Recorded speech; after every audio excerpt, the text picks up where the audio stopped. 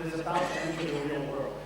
He's super excited. He just spent 4 years at one of the top computer science universities in the world, and he's just waking up right now to go to his graduation ceremony. So at his graduation ceremony, Zach is actually being talked to by Professor Newman, who's talking to Zach and his friends about the amazing fun they're going to have in the real world. They just spent 4 years at a computer science university, and now basically every company in the world is going to want to hire them. As Professor Newman would say, the world is their oyster. So Zach is super happy. He just got his degree and is about to enter the real world. But wait a minute, he's now realizing the fact that he and his friends just graduated from a great university.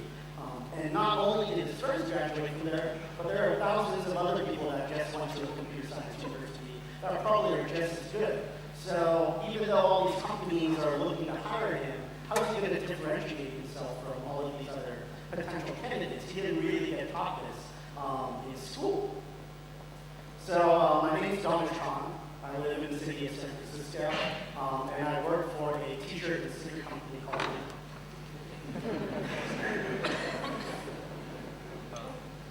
So how's Zach going to figure out how to explain to all these companies that he wants to work for that he's the best person for the job? He's going to need to learn a little bit about selling himself, because all these companies won't really know how to read his mind and understand that in the last 4 years he's actually learned quite a bit and been able to create some amazing projects. He's going to need to learn a little bit about sales. These are just some of the things that Zach's going to have to learn on his journey into the real world and finding a job at a company he's going to enjoy working at. And the other thing is that even though he learns all these things and can get an amazing job, even once he starts at that company, his sales journey is not going to end there. So there's definitely this negative perception of sales. For Zach, when he thinks of sales, the first thing that comes to his mind is the movie Glengarry Glen Ross. So it's actually quite a good movie. You can see, Al Pacino, Kevin Spacey, and Alec Baldwin at their prime. If you haven't actually watched the movie, I highly recommend it. It's pretty good. It actually has some of the most amazing quotes that I've ever found in the movie. But as you can see, some of these quotes can easily leave somewhat of a sour taste in someone's mind when they're thinking about sales. The media tends to portray sales as sleazy individuals that are trying to take advantage of you, and all they really want to do is the end outcome is that they want to make the most money for you as possible no matter what they have to do. But sales doesn't have to be this way. It doesn't have to be sleazy individuals trying to lie and steal from you. There are many other ways of doing sales. It's about being able to interact with other people. The fact is, when it comes to selling, you at least have to have 2 people involved in a sale, if not more. So the skills that you have to learn are how do you interact with other people. You need to learn to be charming and charismatic. You need to understand how to explain a topic to other people in a way that they understand, even though you might be the domain expert in that particular subject, the other individual might not be. You need to explain it in a way to them that makes a lot of sense. These skills are not very easy to learn. They require time and effort. It's the equivalent to learning programming or any other profession that you want to get better at. So most people, when they think about sales, obviously persuasion comes to mind. And persuasion tends to have a very negative mindset towards it as well, but there's an equivalent of positive persuasion. You aren't trying to be sleazy and make someone do something that might actually end up being bad for them. What you want to do is spend time convincing them that what you're saying or what you're actually trying to sell is going to benefit them in the long run. In Zach's case, he needs to convince the people that are interviewing him that he's the best individual for the job. He needs to persuade them that he has the skill set, he's done enough projects, he has the computer science knowledge to actually be the best programmer that this company can have. So those are skills that he's going to have to learn. He essentially has to spend time educating these people about what he's done in the past, because they don't actually know everything he's done. They have to listen from him, and he needs to understand how to do that in a way that convinces them to lean towards the side of hiring him than not hiring him. So now after Zach's actually spent time educating all the people that he's been interviewed by, the other thing that's very good to learn in sales is trying to find some common ground with the people that you're talking to. This kind of helps to at least spend time where the two individuals or the people involved feel comfortable with each other. You really want to try to make friends with the people that you're talking to. I mean, in this case, both Zach and Chris are actually developers, so one of the topics that they talk about a lot are the open source projects that they've been working on. This allows both Zach and Chris to actually dive relatively deeply into a subject matter that they're both passionate about. Because the fact is, like, especially when it comes to looking for a job that you want to work at, even though Chris is interviewing Zach to see if he's the best fit for their company, Zach is also interviewing Chris to see, does he get along with the people that he might be spending the next X amount of years working with. It's definitely not just a one-way situation. So, well, all of the time that Zach spent actually worked out. He got the job at GitHub, and he's going to start in a week. So he used positive persuasion. He spent time actually finding some common ground. He educated other people about why he's the best person for the job. And he spent time making friends with them so that he could understand whether these are going to be people that he'll enjoy working with and vice versa. So now it's Zach's first day at GitHub. He's obviously going to spend a lot of time learning about the GitHub code base, what the development life cycle is like, what are the tools that developers use there. But the other thing that they're going to teach him is, how do you sell the GitHub product? Now, obviously, as we noticed earlier, Zach actually knows quite a bit about sales. He used some of the things that he learned while he was doing some research on his own to use to actually get the job at GitHub. However, the fact is, it's just as important to learn about what sales isn't, so that if you start to venture off in that direction, you know to kind of stop yourself and venture away from that. So to most people, they might think that sales is a zero-sum game. In game theory, zero-sum is a mathematical representation of a situation where participants gain exactly balance off the losses of the other participant.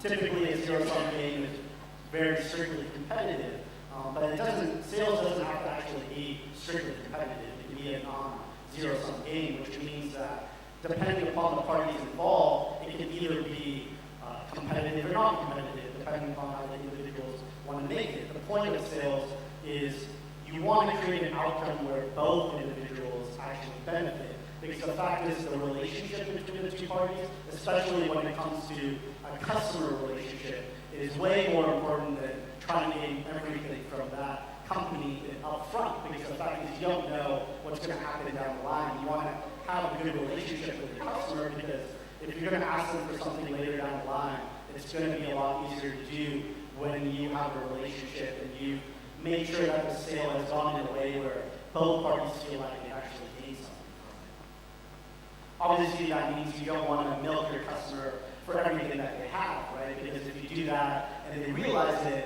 if you're going to ask them, later on, hey, can you do some marketing material for us, or can we use your logo? They're probably going to tell you to go fuck yourself, because they realize that you actually just gotten all the money from them up front, and maybe your product actually sucks. So you gotta make sure that you're not just trying to get the end result of the most money as possible.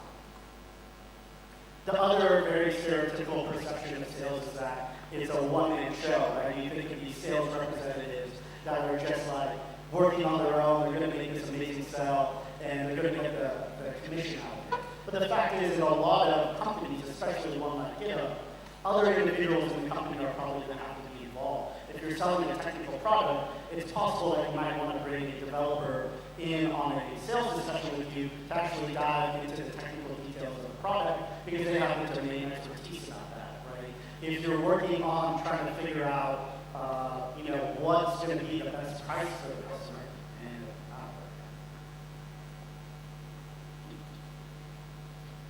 if you're going to work on what's the best price for the customer, you might want to bring in someone from your finance team to actually help you pick a good pricing model to figure out what's going to work best with the company. And you're probably going to want to bring in the marketing team to help you create marketing material that you can provide your customers so they can distribute that to other people. So it's not just a solo game that you're going to be doing.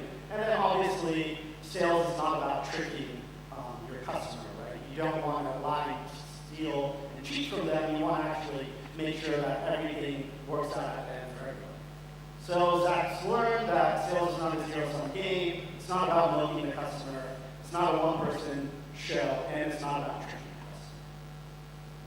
So now PJ is going to talk to Zach a little bit about what's going on. So as a programmer, it's very obvious that you want to kind of learn the hottest new language that comes out, right? Like if it's Node.js or Go, you might want to spend time learning that, even if you're a Ruby developer or a Java developer. But why not spend time learning psychology? It's actually something that most people don't think about. I know friends that I have think psychology is just something that you learn if you want to be a shrink at the end of the day. But the fact is, the human brain is the most complex machine that you actually have access to. So instead of learning, how to program for the computer in your pocket, why not learn a little bit about the computer that you use every day? With the human brain being the most complex machine, the interactions between two people are probably one of the most complex situations an individual can be involved in. And learning about how to interact with people is going to be something that's very rewarding for pretty much the rest of your life. You have to spend time figuring out all the different variables when you communicate with someone else. Where were they born? Where are they from? How do they see the world? Like, all of these things are things that you have to adapt to in real time, making sure that you can actually have an engaging conversation with people that you don't really know from the beginning. So it's a skill that's very interesting to learn. I find it really fascinating. And one way that I definitely use to kind of figure these things out are what's called like a mental model. It's a process about what works in the real world. It's a representation of the surrounding world, the relationship between various parties and perceptions that people have. Obviously, in the field of psychology, there's many different disciplines. In this particular case, social psychology is the one that you should really spend time into because it's learning about how people think, what their feelings are, how they behave, and are influenced by actual and imagined things that they perceive in the world. Things that can occur from this are what are called cognitive biases, right? Just because you're saying something to an individual, you perceive it to be meant in some way. But you don't know how other individuals are going to react to it or what they're actually going to think that you're saying. So you need to kind of be aware of these social cues, right? To you, you're maybe saying something that's amazing, but to them, it's sounding like something completely horrible. One book that I recommend to people a lot is called Influence. It's essentially just a book about psychology and persuasion, which is very useful when it comes to selling to other individuals. So learning about what's important to other people will help you shape the discussion that you have with them. So now Zach feels like he's learned a lot about sales, and that he can really feel confident that he's ready to sell and get up to someone. So Zach goes to a conference and he meets Danish, programmers who's been using SDN for a while, but has heard some great things about getting GitHub. And with all the sales knowledge that Zach has, he feels like he's ready to persuade Danish that moving from SDN to Git and GitHub is the right thing for him to do. One of the things that's really useful for Zach now is the ability to debate. Debating allows you to really engage with another individual and dive really deeply into a topic that you both are passionate about. In this case, it's useful for Zach to know what are the things about Git that are different than SDN, what are the things that are good, why might Danish want to use SDN. SDN, is a good central hub, but he knows that even though Git isn't, GitHub is, and so he can use that in the debate that they're both going to have. But he also needs to understand his audience. He needs to understand that, well, he met Danish at a RubyConf, Danish uses SDN. He wants to use that knowledge that he has to frame the conversation that they're having that actually allows Danish to really understand what he's saying. The one other thing that a lot of people forget, though, is especially if you're really into a topic and you love talking about it, it's really easy not to shut up. But one of the best things in sales is to actually just shut up and listen to the other person and really listen to what they have to say, because you might learn something about what they're looking into just by saying nothing and listening.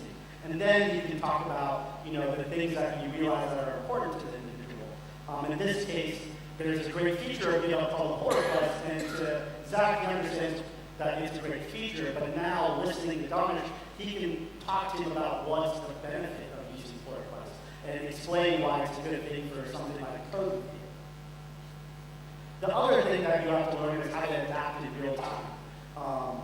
What Zach has realized is that Danish actually needs GitHub, but it has to be behind this firewall. And Zach realized, okay, now GitHub.com is probably not a good product for him. He should talk about GitHub Enterprise and talk about why Enterprise will meet all the needs that Danish needs. The other thing we talked about, like I said earlier, is features. Danish is asking about LDAP support, and Zach can just simply say GitHub Enterprise has LDAP support, but maybe he wants to explain why LDAP is good, because it's a place for him to have just a central login for all of the employees that work for his company.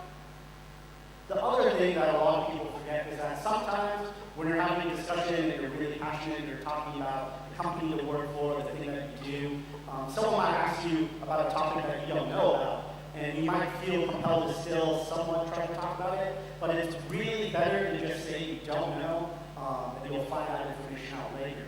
In this particular case, Zach's asked about the license agreement for GitHub Enterprise. That's more of a legal discussion. Zach's not a lawyer, so he could try to answer the questions, but the fact is it's probably not a topic he's comfortable with, and it's probably one he should leave to experts to later on.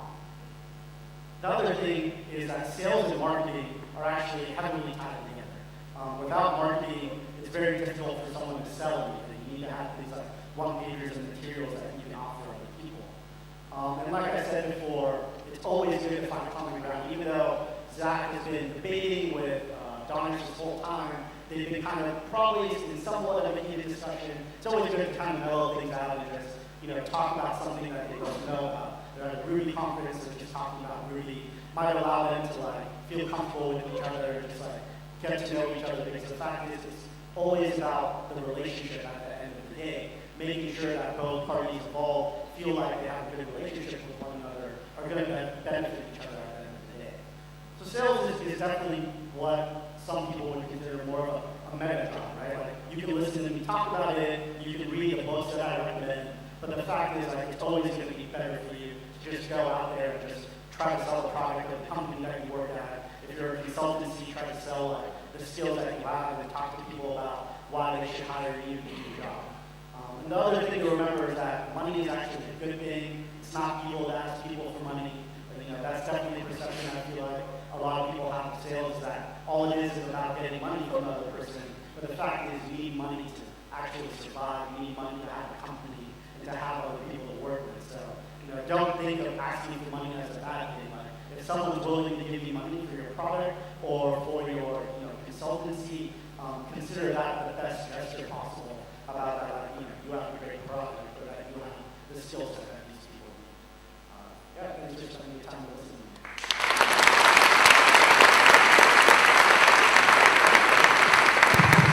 Okay, thank you, Danish. Any questions?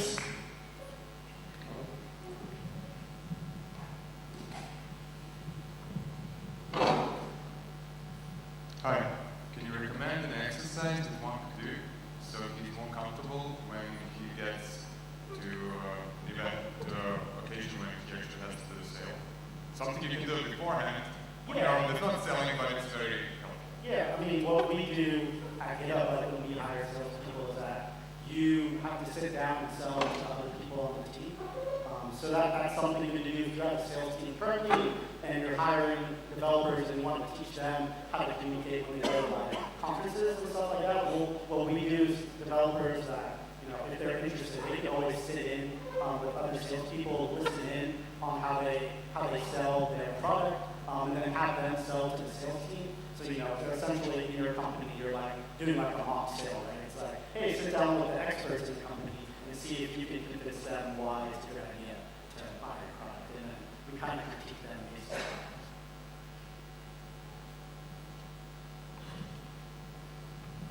Hi, great presentation. Can I ask you, what would you single out as the most important sales skill a person can have and develop? Yeah, I would probably say it really comes down to being aware. Being cognizantly aware of the people that you're talking to. So it's very easy, even if you don't know about the product that you're talking about, being able to make the other individual that you're talking to feel comfortable talking to you, just about anything at all. is probably the best skill set to have. Right? Because at the end of the day, your entire job is talking to other people. Right? If you're talking to other individuals and they don't feel comfortable with you, then that's going to be difficult for you to try to convince them to now give you money. Right? Like if you can't sit down and just have a comfortable conversation with someone, it's probably going to be a lot harder for you to then have a conversation about, hey, you should give us thousands of dollars. So I'll probably say that's the best skill to have, is just being able to feel comfortable communicating with other people, really about anything. Any more?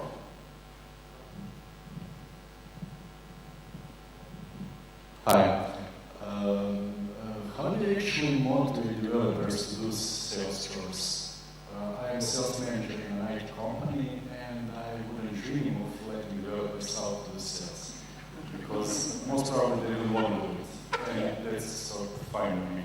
No, yeah, that's totally understandable. So when I mean everybody's involved in sales, I mean all these developers are here at this conference, right? After I finish this talk, I'm probably going to talk to them about what they do. And I'm going to ask them questions about their company, about what their company does. So they're essentially selling to me, right? Like, if they don't know what their company does or what their product does, it's probably not a good thing for the company at the end of the day, right? Like, if your developers are going to conferences, if they're just like going out for the day and being introduced to people, it's a good idea for them to at least have some basic skills. So I'm definitely not advocating that your developers to start selling to customers. But if they're just talking to them any of the skills that the sales representative needs, it's going to allow them to speak intelligently about their company in the situations that they get involved in. You're not going to, unless your company keeps your developers like in the corner, in their own little world, and like never communicate with anybody ever, well then, yeah, you don't need to teach them anything. But that's probably not reality. Right? Like, they're going out, they're talking about what they do, they're talking about the company, especially if they're like passionate about their company. I know our developers that get it over. You want them to be able to talk about it in public. Okay.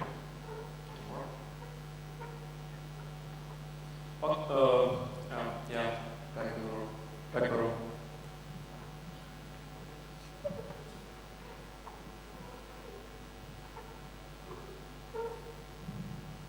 Thank you. Nice talk. So my question is, when you start selling, you're probably going to be bad at it. So you're probably going to fail a lot. So what's a way to deal with failure in sales? Yeah, it's the same attitude you would take to when you get into a company, you're a junior developer. The way that we work in terms of development is that you sit with a developer that understands the code base, that's been around for a while, so they're there to teach you. With the way we do sales, a new salesperson that comes on board sits in with a more experienced salesperson. And if they fail, it's not the end of the day, right? Like, yeah, you might lose a lot of money, but the fact is you're investing as a company time into this individual to learn their skill set. So if you're not comfortable with some failure happening early on, then it's probably not a good idea to hire someone that doesn't understand sales, right?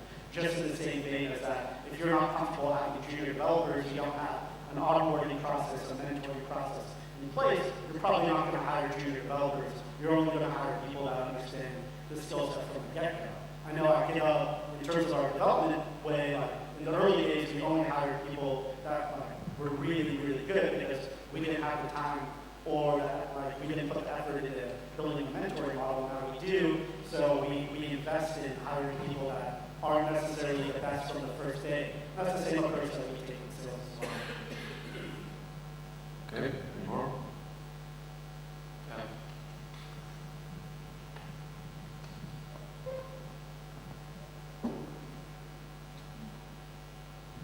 Hi.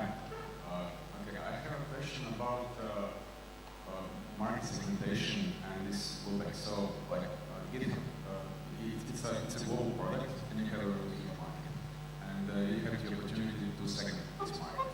And salespeople then work with the market segment that you're interested in. How in GitHub functions the loopback? Because you have salespeople on the field, and then you have the product managers, development team, and so on. And how, in your case, the sales situation influences in introducing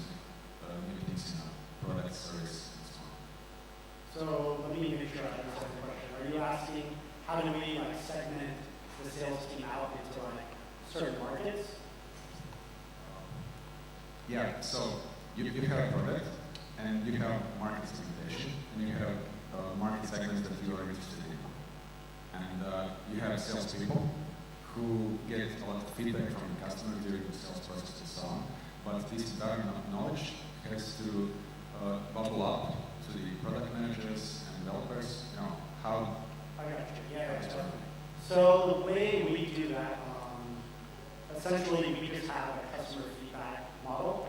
Whenever a sales rep goes out into the field and talks to a lot of customers, gets feedback about like, you know, hey, customer X, Y, and Z want these features in the product, or like they're having these problems. We internally have a repository where we just keep all of that data for developers to look at, and then every few months we sit down with the VP of engineering and some of the project leads on the development side and just discuss with them about what are the features we're hearing the most about. The way we work at GitHub knows that we don't want the sales team to highly influence the product development, but we want to make sure that the product team and the development team are getting the feedback that the sales team gets, and we essentially prioritize it. If we notice that there's like 30 customers that have asked for one feature, we explain to them that, hey, these are the 30 customers asking for it. These are their relative size in terms of their company. Maybe we should think about this a lot more. And then it still comes down to the development team, right? Like they might consider, for example, SAML support's the most important thing, but if the sales team just hammered SAML support, that still might not be the best thing for the product, right? Because the engineering team might then realize you want to give them the autonomy to realize that, well, it's actually single sign-on that's the most important thing for our customers. And we should implement a better way of allowing all our customers to have a better single sign-on process. So we do give that feedback, but we don't make it in a way where it's just the sales reps being like, we're losing money, just fucking implement this feature and like try to get that done. That's something that requires just like the way we do our onboarding and the cultural onboarding, that we make sure that our sales representatives realize that like the way the company works is that you provide the feedback, but you're not doing it in a way where you're trying to force the development team to do something just for you to make like the most money out of the situation. Okay, thank you, Danish. Cool, thank you guys.